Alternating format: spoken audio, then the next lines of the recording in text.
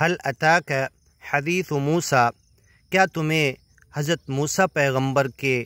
Story, ان کے پورے واقعات معلوم ہوئے؟ اذ ناداہ ربہ، جب موسیٰ پیغمبر کو ان کے رب نے پکارا، بالوادی المقدس طویٰ، طویٰ کی مقدس وادی میں، اذهب الی فرعون، جاؤ فرعون بادشاہ کی طرف، انہ طغیٰ، اس نے نافرمانی کی، فقل، اور جا کر فرعون بادشاہ سے کہو، حل لک الی ان تزکیٰ، کیا تم اپنی پاکی، صفائی اور اگیان کی گندگی اپنے دل سے نکالنا چاہتے ہو؟ وَأَهْدِيَكَ، اور کیا میں تمہیں سچے مالک کے گیان کی طرف ہدایت دوں، تمہیں راستہ بتاؤں، تمہیں گیان دوں، اِلَىٰ رَبِّكَ، تیرے رب کی طرف، فَتَخْشَىٰ، اور تو ڈر اختیار کرے، فَأَرَاهُ الْآيَةَ الْكُبْرىٰ، تو حضرت موسیٰ نے انہیں بڑی بڑی نشانیاں دکھائی، فَكَذَّبَ، اس نے نافرمانی کی۔ حضرت موسیٰ نے اپنے ہاتھ میں جو بکریاں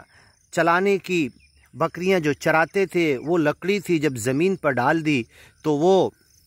فَإِذَا هِيَ حَيَّةٌ تَسْعَىٰ، تو وہ دوڑنے اور بھاگنے والی سانپ بن گئی، ثعبان مبین، بڑا اژدہا بن گیا، وَنَزَعَ يَدَهُ فَإِذَا هِيَ بَيْضَاءُ لِلنَّاظِرِينَ، اپنے بغل میں اپنے جب ہاتھ کو ڈالا تو چاند کی طرح چمکتا ہوا، پورے درباری دیکھ رہے، بادشاہ دیکھ رہا، یہ نشانی تھی۔ فَكَذَّبَ وَعَصَىٰ، اس نشانی کو اس نے جھٹلایا، ثُمَّ أَدْبَرَ يَسْعَىٰ، پھر اس نے منہ موڑا اور چالیں چلی، فَحَشَرَ فَنَادَىٰ، لوگوں کو پکارا، اپنے درباریوں کو، وزیروں کو، فَقَالَ أَنَا رَبُّكُمُ الْأَعْلَىٰ، اور کہنے لگا کہ میں تمہارا سب سے بڑا رب ہوں۔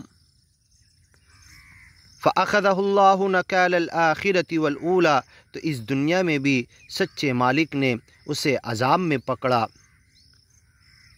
آخرت میں بھی پکڑے گا۔ إِنَّ فِي ذَلِكَ لَعِبْرَةً لِمَن يَخْشَىٰ، اس کے اندر جو سچے مالک سے ڈرنا چاہتا ہے،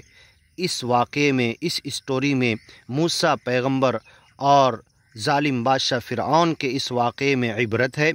نصیحت حاصل کرو۔ جو سچے مالک کے گیان اور ایمان سے ڈرنا چاہے، آگے کی ویڈیو میں سنیے، أَأَنْتُمْ أَشَدُّ خَلْقًا أَمِ السَّمَاءُ بَنَاهَا، انشاءاللہ۔